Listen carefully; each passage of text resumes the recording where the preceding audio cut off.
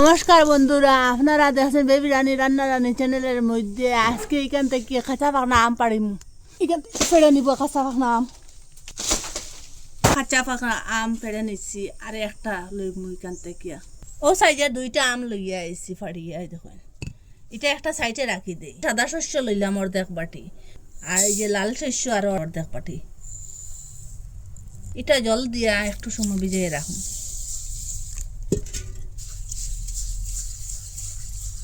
আমটা চুলাইলিম ওরকম করিয়া। কাঁচা পাকনা আম দিয়ে আজকে কাসন্দি বানাইম। পুরা ভিডিওটা দেখবা, স্কিপ করবা না। কিরকম বানাই কত তো আপনারা কাসন্দি বানাইছেন।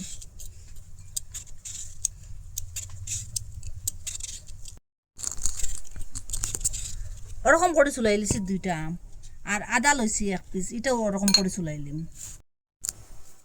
ওরকম করে আদাটা চুলাই লিছি। জলদি প্রথমে দইলে এটা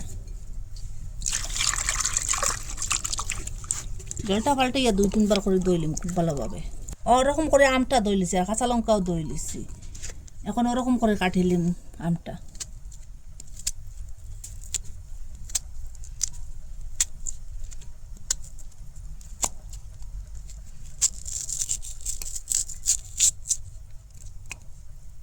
করে কাটি লিছি সবটা। যখন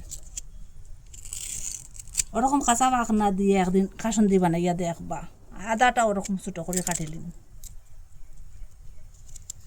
এত স্বাদ যে কি বলবো। মিক্সারের মধ্যে লই নিলাম আম, আদা আর কাঁচা লঙ্কাটা। ওরকম জল ফাল্টাই ফাল্টাই দুই তিনবার করে দইলিম। ওই যে লাল শস্য আর সাদা শস্যটা। এখন আমের সাথে দিলাম সাদা শস্য লাল শস্যটা।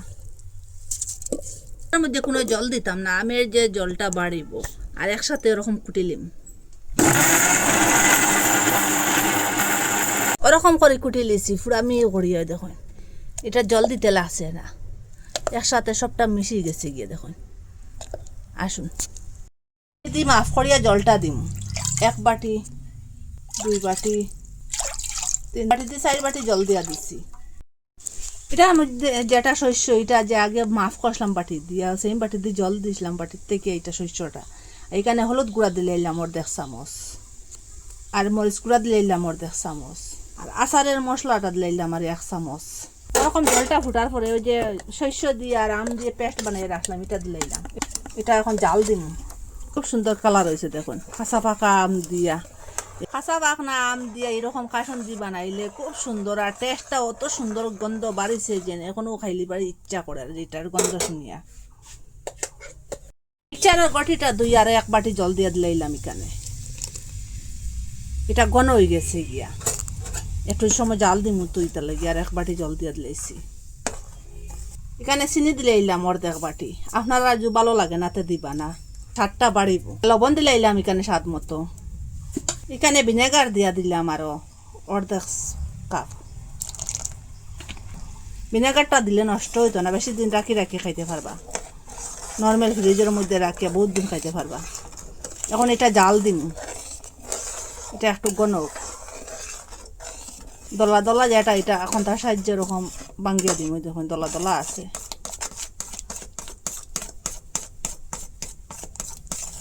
আর ওই বাটি দিয়ে মাফ করি আর 1 বাটি তেল দিয়ে দিলেন।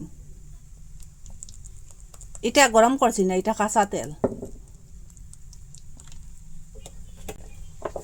এখন জাল দিম। এটা তেলটা দেবাই খুব সুন্দর একটা কালার আসছে।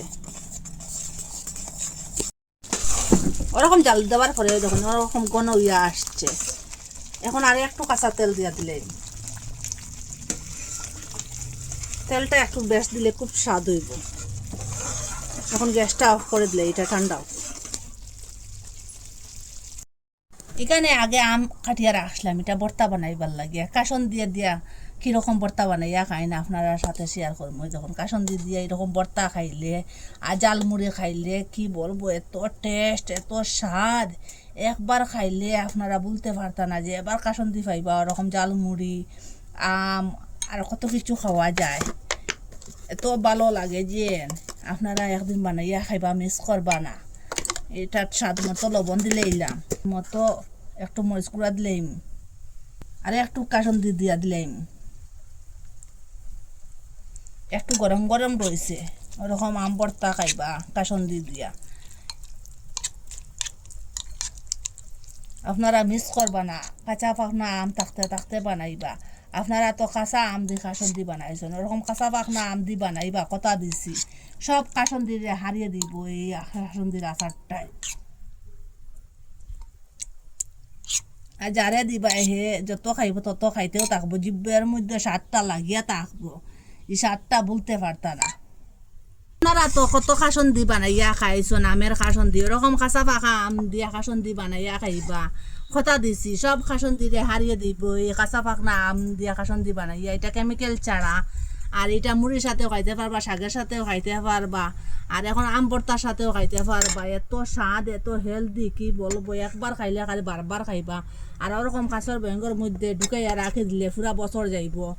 আর নর্মাল ফ্রিজের মধ্যে রাখি দিবা, আকাশের বোতলের মধ্যে রাখবার চেষ্টা করবা।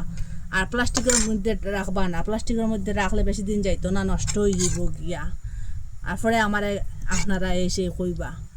আর আপনারা কইতা কি দেখরা একদিন বানাইয়া খাইবা, আর ওরকম রাখবা। আর চামচ দিয়া বাকরে খাইবা না, আর এটার মধ্যে আঙ্গুল দিবা না, নাহলে নষ্ট হয়ে যাব গিয়া।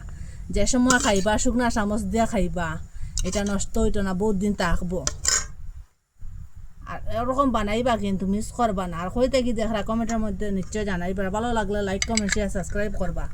আর এইরকম কাঁচা পাখনা দিয়ে বানাইয়া খাইলে জিভের মধ্যে স্বাদটা লাগিয়া থাকবো।